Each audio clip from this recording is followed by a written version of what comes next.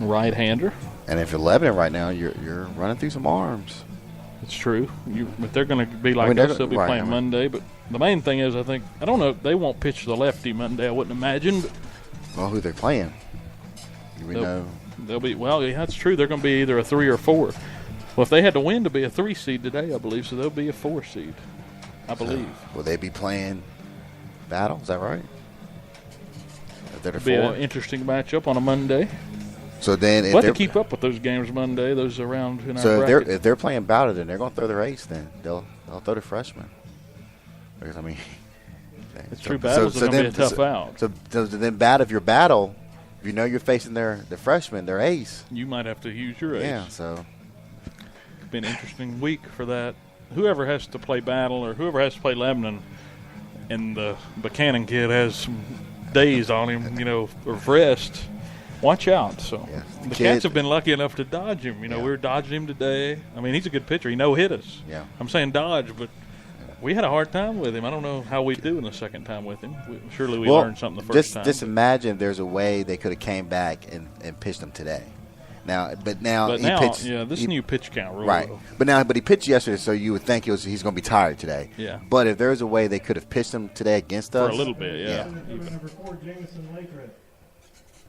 Now Jamie Lathrop will step in as the new pitcher. Preston Steele is finished warming up. 2 outs, runner at first here in the inning, and that one's in the dirt. Goes out in front of the plate, and Malumbo will get a good jump and take second on a wild pitch. But that's what I'm saying. Walk turns into a double now. That's why you have to just 0-2 freshman hitter. You struck him out the last time you faced him. Go after him. You have to. Now he's sitting on second. Base hit's going to score him.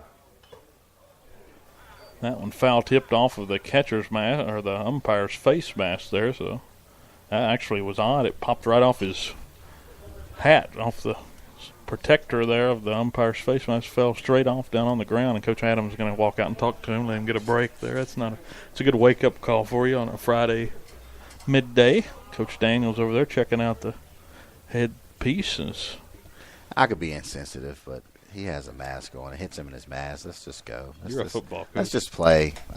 You're such a football coach. I mean, let's just play. I mean, you have it on for a reason. It's protective gear. It hit the gear, you should be fine. But you usually see it, like if a catcher takes one off the shin or off the inside of his leg or something where he's not padded up, or if the umpire takes a hard foul. But he's padded. I mean, they that's usually call timeout. He's padded. That's true. Let's go. You should be expecting it, right? He didn't fall to a knee. He's good. You're such a heartless football coach. If you can't tell, we're broadcasting with the defensive coordinator for football, so not one of those soft offensive guys, right? Runner at second, 2 outs, 1-1 count as Lathrop is at the plate. A big swing and a miss. Jamie had an RBI single his last time up. If he can get a hit here, it's another run. I mean, that's the problem with walking kid. And that's why you always talk about, you don't want to walk anybody because it could turn into a run. If you get a hit here, it's another run for us. Good pitch. Strikeout looking there on Jamie Lathrop, and that'll end the inning for the Cats. 2 strikeouts that inning. Well, that was the first for Steele as he comes in and strikes out the first man he faces.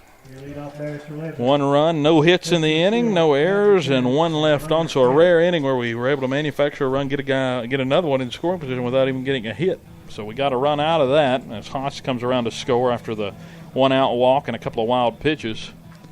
And Virginia High leads 10-3 as we head into the 7th. The only issue with that, though, it's great to be able to do that, but when you start getting to next week, you have to be able to get some hits and to generate some offense. Because you can't rely on errors and walks. I know that Coach Daniels is going to really talk about this team situational hitting. There's been several times today that the Cats have had opportunities to get a guy in from third, and they've popped it up in foul territory or, just hit a little pop-up into the outfield or struck out with a guy in scoring position. So situational hitting will be something I think that they'll talk about a little bit. And understanding the count, like even with Justin there, when I think bases was loaded and he went after that first. Normally he's patient. He's a patient hitter, but he went after that first pitch. In that situation, be patient. You got bases loaded. A guy having trouble finding the zone. So the Cats lead 10-3 as we head into the 7th and are 3 outs away from sealing a Southwest District title sweep on the 2017-2018 season. I guess we can just say 2018 for baseball season. But whatever. It's weird to say that. It's kind of like football. It's the only sport We'll that- say 2018, 2019, but it's really 2018. Yeah, we're not really getting it. Well, 2019 is next year. Yeah. But basketball is only really that's the cross-year only one. sport or any other winter sport. But Because football, if you can get all the way to the state championship game, that's in December. So you're still not even getting to, maybe bowl season. Need bowl games in Virginia, don't we? We do. That'd be cool. We need to set that up. I don't know if the VHSL scheduling could get any more wacky than it already is. We might already have bowl games. We might just be missing them, right? So as we head into the top of the 7th, it's 2, 3, and 4. Steele, Buchanan, and Smith. First pitch strike by Bradley, and it's 0-1. Man, what I want to see out of Michael this inning, 10-3 lead, go right after these guys. Let's go right after them. This one inside, swung at and fouled down the line, a hard hit ball, and it's 0-2. You're doing what you wanted. Go right after them. I mean, if they get a few hits, score a few runs, it's not a big deal. Just go after them. Again, this Lebanon team projected to finish 3rd in the Southwest District overall, ended up finishing 2nd, and they're now got a runner on first after that one. Hit Steele on the shoulder and got 0-2 and then hit him. Not what you want. And those are the things that they hurt you in these type of scenarios when if the game was closer, but those are the scenarios when the leadoff one too, 0-0, 1-0 game, and you hit the leadoff hitter with the 0-2 count. So 10-3, Cats lead it. Leadoff man on after being hit by a pitch. That's the second hit batter of the afternoon for Lebanon. Both teams have hit 2 apiece now. This one hit hard down the line, right between the wickets of Coach Boyd down there at first base. First base coach for Lebanon is fouled there, 0-1. Now, I will say this, Lebanon, they have gotten some good strokes against Michael here. They've gone foul, but this one's lifted down the right field line, a soft hit, and it's down. Medley coming in. And going from first to third is Steele, and Lebanon has something going here in the final inning. They go hit batter, now he's singled and get runners on the corners with nobody out. And that's what I don't understand. That ball wasn't hit hard. It was in a perfect spot. Bobby had to get to it. You got to be on second. Like, you got to come out of the box thinking a double. Like, you got to be thinking a double. Like, the way the ball was placed and Bobby had to get to it, you got to be thinking 2. Runners on the corners, no outs. Logan Smith, the number 4 hitter in the order at the plate. He's 0 for 3. Reached on an error, too, as this one's taken for a ball 1-0. And this is one of those starts to an inning where if you wanted to come back from a 10-3 deficit, this is the way you'd want to do. This is what you want. But if you're Michael here, just this one up and in, ball 2. If you're Michael here, just calm down. Now here's the issue: what if things go awry here? What if Michael can't finish this game out, and we have to go? Who do you go? Haas, I guess, possibly. You still got Clifton, right? That's true. Yeah, Clifton's. That's a called strike, 2-1. But you get kind of. It's not a big right. But then you starting to use arms. So. But you're not really in danger, I don't think. No. Hopefully not. You never know though. This one up and in, ball 3, so 3-0. And this is what you can't have now. Okay, if you walk him here, that's going to bases loaded, and he hit a guy and he's walked the guy and he got a hit. This is what you didn't want. 3-1. This one right down the middle, lifted towards right field. Bobby Medley going back at the track, and he reaches up, makes the grab, and he'll throw it back in and misses the cutoff and everybody, and it rolls all the way to the Lebanon dugout, and the runner will tag and score, and then another runner, and the runner at first, Buchanan, will get to second.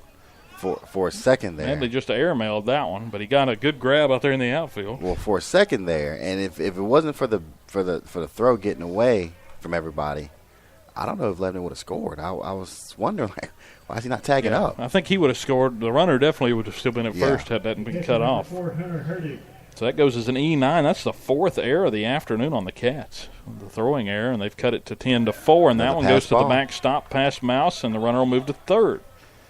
So an error and a passed ball, a wild pitch, moves another runner up 90 feet, and it is a runner at third, and a 1-0 count to Logan Smith.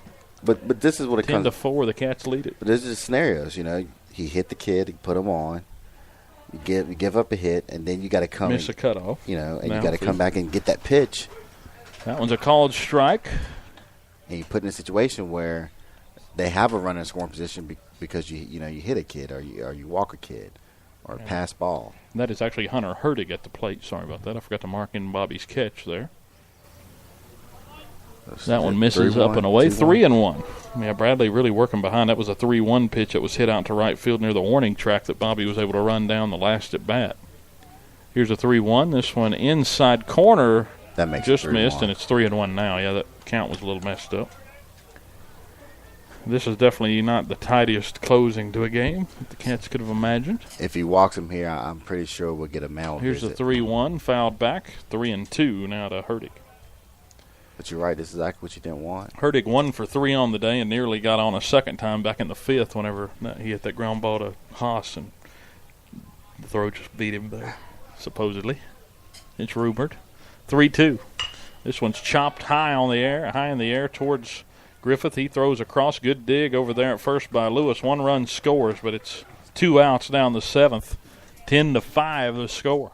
6-3 on the putout by Griffith. But you're right. I mean, that makes it 10-6 now, at least. 10-5. No, I was talking about if that. Oh, if yeah. That makes it at least 10-6, and then they get another. It's 10-7 right now. Of course, that inning dictated how long you might have left Dixon in there a little bit longer, though. Yeah. So. Yeah, we don't know. That inning could have led to more than 1 run, too, once you beat that one out, if you did. But 0-1 as there's a swing and a miss. Lebanon now their final out as there's nobody on, and 2 outs here in the 7th. They've scored 2, though, on just a 1 hit. Now, at this point, 2 outs, nobody on. If Lebanon's going to get on base, make them earn it. Make them get a base hit. Just 1-1. This one foul tipped into the mitt, and Cole Stutes down in the count. 1 ball, 2 strikes. There you go. Final strike for him here as Stutes steps back in 0 for 3 on the day. Just throw strikes, make them earn. Here's the 1-2. This There one you go. swung on and missed. Strike 3, dropped 3rd strike, and Mouse applies the tag to the middle of his back. And the Virginia High Bearcats are the 2018 Southwest District Tournament champs and can put that trophy right beside the regular season championship. Like basketball there. Stack them up a little as they'll move into region play with now a 15-7 record and face a Mountain 7 team, probably Ridgeview, on Monday afternoon. So a good win today for Virginia High. It wasn't the prettiest game. We're not going to sugarcoat it on them. 10-5 and 4 errors. You're not going to be very happy with that. But we had 10 hits in the ball game. And I'll be honest, as a coach, you don't want to blow out in this situation because you had one yesterday. You kind of want to have you want to have a little pressure. Yeah, and make them feel that and see how they react to it. And like I said, a positive thing about this, that inning that Lebanon had that big inning, made it 4-3. We bounced right back and get some runs back. So that's definitely a positive to take away from this. It's one of those things that definitely can happen once you get a little further down the road, though. So Michael Bradley goes 2 innings, gives up 2 hits in his appearance, walks a man, hits a hitter. Gives up 2 runs. This time we'd like to direct your attention to the field where we present our awards. They're going to present the plaques here for the championships. Mr. Harper out there, he's getting the trophies and medals out. He's had a good year of handing out trophies and he's the trophy guy. Medals, and he's had a pretty good season as AD. Who give that district championship to him, and a few of the guys will get out there and get their picture made. They'll get the whole team out there. District Tournament Championship trophy also to the Virginia High Bearcats. And what a year, after a tough start to run through the district like they did at 9-1 in the regular season, win the tournament 2-0. I mean, it's almost kind of like girls basketball. We played some tough opponents early on. We played Lebanon. We played at the beach, and of course, it didn't feel like the beach when the girls were there because it was snowing a little bit. But played some really tough competition early on. And kind of had a below 500 record early, kind of like the same thing. Yeah, it was 1-5. Yeah, just kind of like similar to baseball. And we made our run, went through the district. Won. Well, they were like 1-7. The girls were, I think, when they started. So regular season champs, and district tournament champs, and made our run. So baseball. Hopefully they do the same thing. And their season's the same way. Started off, but they played some good competition. regular season champs, tournament champs, and hopefully they do the same thing, make a run. Ladies and gentlemen, the Bearcats will play here at Duval Stadium on Monday night. Monday night, the Cats will play here. You would have thought we would have had a Monday day game for Memorial Day, but it looks like we're going to have Monday night. It could change. It could change because of weather. You spoke about it earlier. True. Weather's we'll be lucky to play Monday at all, probably. Yeah, so we'll keep you in touch.